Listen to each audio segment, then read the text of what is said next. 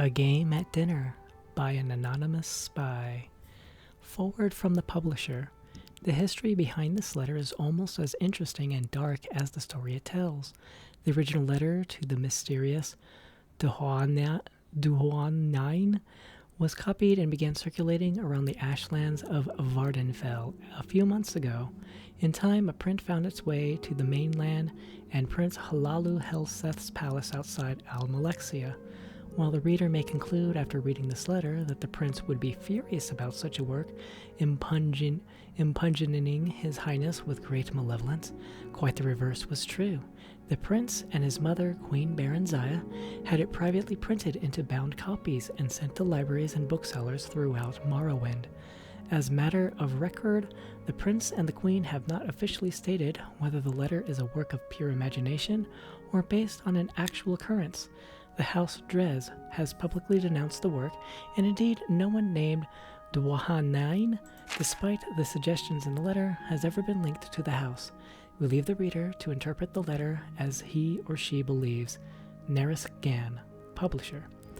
Dark Liege Duhuanain, you asked for a detailed description of my experience last night and the reasons for my plea to House Drez for another assignment. I hope I have served you well in my capacity as informant in the court of Prince Helseth, a man who I've stated in many previous reports could teach Malik Bal how to scheme. As you know, I've spent nearly a year now working my way into his inner circle of advisors. He was in need of friendship when he first arrived in Morrowind and eagerly took me and a few others. Still, he was disinclined to trust any of us, which is perhaps not surprising, given his tenuous position in Morrowind's society. For your unholiness's recollection, the prince is the eldest son of Berenziah, who was once queen of Morrowind, and once the queen of the High Rock Kingdom of Wayrest. At the death of her husband, Prince Helseth's stepfather, King Eadwaya, there was a power struggle between the prince and Eadwaya's daughter, the Princess Elisana. Though details of what transpired are imperfect, it is clear that Elisana won the battle and became queen, banishing Helseth and Berenziah. Berenziah's only other child, Morgaya, had already left court to marry and become queen of the Somerset Isle Kingdom of Firsthold. Berenziah and Helseth crossed the continent to return to Morrowind only last year. They were well received by Berenziah's uncle, our current king, Halalu Aithin Lethan, who had taken the throne after Berenziah's abdication more than 40 years ago. Berenziah made it clear that she had no designs on reclaiming the throne, but merely to retire to her family estates. Helseth, as you know, has lingered in the royal court, and many have whispered that while he lost the throne of Wayrest, he does not intend to lose the throne of Morrowind at Lethan's death. I've kept your unholiness informed of the prince's movements, meetings, and plots, as well as the names and characters of his other advisors. As you may recall, I've often thought that I was not the only spy in Helseth's court. I told you before that a particular Dunmer counselor of Helseth looked like a fellow I had seen in the company of Tholar Sariani, the Archcanon of the Tribunal Temple. Another, a young Nord woman, has been verified to visit the Imperial Fortress in Bolmora. Of course, in their cases, they might well have been on Helseth's own business, but I couldn't be certain. I had begun to think myself paranoid as the prince himself when I found myself doubting the sincere loyalty of the prince's chamberlain, Burgess, a Breton who has been in his employ since his days in the court of Wayrest. That is the background on that night last night. Yesterday morning, I received a curt invitation to dine with the prince. Based only on my own paranoia, I dispatched one of my servants, who is a good and loyal servant of the House Dress, to watch the palace and report back anything unusual. Just before dinner, he returned and told me what he had witnessed. A man cloaked in rags had been given entrance into the palace and had stayed there for some time. When he left, my servant saw his face beneath the cloak. An alchemist of infamous repute, said to be a leading and suppliers of exotic poisons. A fine observer, my servant also noticed that the alchemist entered the palace smelling of wickweed, bittergreen, and something alien and sweet. When he left, he was odorless. He had come to the same conclusion as I did. The prince had procured ingredients to prepare a poison. Bittergreen alone is deadly when eaten raw. but the other ingredients suggested something far deeper. As your unholiness can doubtless imagine, I went to dinner that night prepared for any eventuality. All of Prince Helseth's other counselors were in attendance, and I noticed that all were slightly apprehensive. Of course, I imagined that I was in a nest of spies, and all knew of the prince's mysterious meeting. It is just as likely that some knew of the alchemist's visit, while others were simply concerned by the nature of the prince's invitation, and still others merely unconsciously adopted the tense disposition of their fellow, better-informed counselors. The prince, however, was in fine mettle and soon had everyone relaxed and at ease. At 9, we were all ushered into his dining hall where the feast had been laid out. And what a feast! Honeyed gore apples, fragrant stews, roasts in various blood sauces, and every variety of fish and fowl expertly and ostentatiously prepared. Crystal and gold flagons of wine, Flen, Chian, and Mazte were at our seats to be savored as appropriate with each course. As tantalizing as the aromas were, it occurred to me that in such a maze of spices and flavors, a discreet poison would be undetectable. Throughout the meal, I maintained the illusion of eating the food and drinking the liqueur, but I was surreptitious and swallowed nothing. Finally, the plates and foods were cleared from the table, and a tureen of a spicy broth was placed in the center of the banquet. The servant who brought it then retired, closing the banquet hall door behind him. "It smells divine," my prince said. "The Marchioness Colgar, the Nord woman, but I cannot eat another thing." "Your Highness," I added, feigning a tone of friendliness and slight intoxication, "you know that everyone at this table would gladly die to put you on the throne of Morrowind, but is it really necessary that we gorge ourselves to death?" The others at the table agreed with appreciative groans. Prince Helseth smiled. "I swear by Vernima, the grifter, my dark liege, even you have never seen a smile such as this one. Ironic words, you see. An alchemist visited me today, as some of you already doubtless know. He showed me how to make a marvelous poison and its antidote. A most potent poison, excellent for my purposes. No restoration spell will aid you once you've ingested it.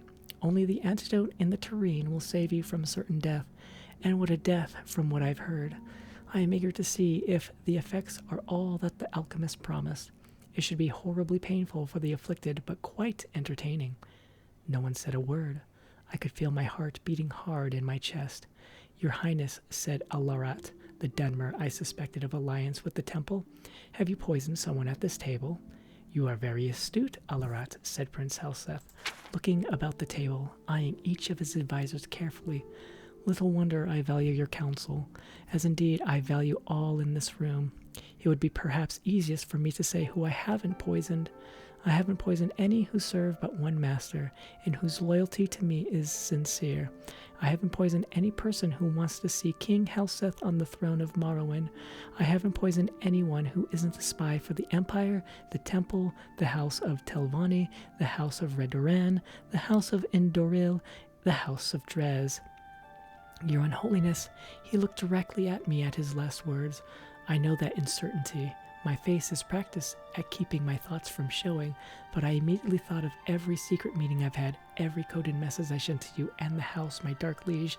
What could he know? What could he, even without knowing, suspect?" I felt my heart beating even faster. Was it fear or poison? I couldn't speak, certain as I was that my voice would betray my calm facade. Those loyal to me who wish harm on my enemies may be wondering, how can I be certain that the poison has been ingested? Is it possible that the guilty party, or dare I say parties, were suspicious and merely pretended to eat and drink tonight?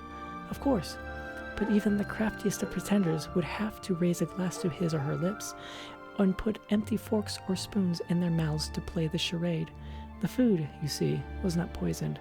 The cups and cutlery were. If you did not partake out of fear, you're poisoned just the same, and sadly missed an excellent roast. Sweat beaded on my face, and I turned from the prince so he could not see. My fellow advisors, all of them, were frozen in their seats. from the Marchioness Colgar, white with fear, to Kema Inebe, visibly shaking, from the furrowed, angry brow of Alaret to the statue-like stare of Burgess. I couldn't help thinking then, could the prince's entire counselorship be comprised of nothing but spies? Was there any person at the table loyal? And then I thought, what if I were not a spy myself? Would I trust Helseth to know that? No one knows better than his advisors both the depth of the prince's paranoia and the utter implacability of his ambition. If I were not a spy for the House Stress, would I be safe? Could a loyalist be poisoned because of a not-so-innocent misjudgment? The others must have been thinking the same, loyalists and spies alike. While my mind whirled, I could hear the prince's voice addressing all assembled. The poison acts quickly. If the antidote is not taken within 1 minute from now, there will be death at the table. I couldn't decide whether I had been poisoned or not. My stomach ached, but I reminded myself it might have been the result of sitting at a sumptuous banquet and not partaking. My heart shook in my chest, and a bitter taste like trauma root stung my lips. Again, was it fear or poison? These are the last words you will hear if you are disloyal to me, said Prince Helseth, still smiling that damned smile as he watched his advisors squirming in their seats. Take the antidote and live. Could I believe him? I thought of what I knew of the prince and his character. Would he kill a self-confessed spy at his core, or would he rather send the vanquished back to his masters? The prince was ruthless, but either possibility was within his manner. Surely the theatricality of this whole dinner was meant to be a presentation to instill fear. What would my ancestors say if I joined them after sitting at a table, eventually dying of poison? What would they say if I took the antidote, confessing my alliance to you and the House Strez, and was summarily executed? And I confess, I thought of what you might do to me even after I was dead. I'd grown so lightheaded and filled with my own thoughts that I didn't see Burgess jump from his seat. I was only suddenly aware that he had the tureen in his hands and was gulping down the liquid within. There were guards all around, though I never noticed them entering. Burgess, said Prince Helseth, still smiling, you have spent some time at Ghostgate, House Redoran? You didn't know? Burgess laughed sourly. No house. I report to your stepsister, the Queen of Wayrest. I've always been in her employ. By Akatosh, you poisoned me because you thought I was working for some damnable dark elves. You're half right, said the prince. I didn't guess who you were working for, or even that you were a spy. But you're also wrong about me poisoning you. You poisoned yourself when you drank from the tureen. Your unholiness. You don't need to hear how Burgess died. I know that you have seen much over the many, many years of your existence, but you truly don't want to know. I wish I could erase the memory of his agonies from my own mind. The council was dismissed shortly thereafter. I do not know if Prince Helseth knows or suspects that I too am a spy. I do not know how many others last night, were as close as I was from drinking from the tureen before Burgess did. I only know that if the prince does not suspect me now, he will. I cannot win at the games he mastered long ago at the court of Wayrest, and I beg your unholiness, my dark liege, Darnane, to use your influence in the House Strez and dismiss your loyal servant from this charge. Publisher's note. Of course, the anonymous writer's signature has not been on any reprint of the letter since the original.